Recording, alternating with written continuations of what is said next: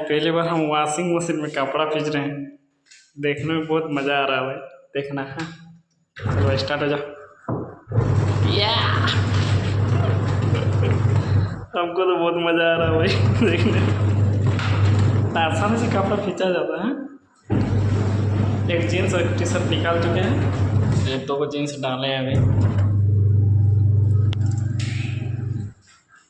घूम घूम घूम घूम घूम घूम घूम। वाह कितना मज़ा आ रहा है।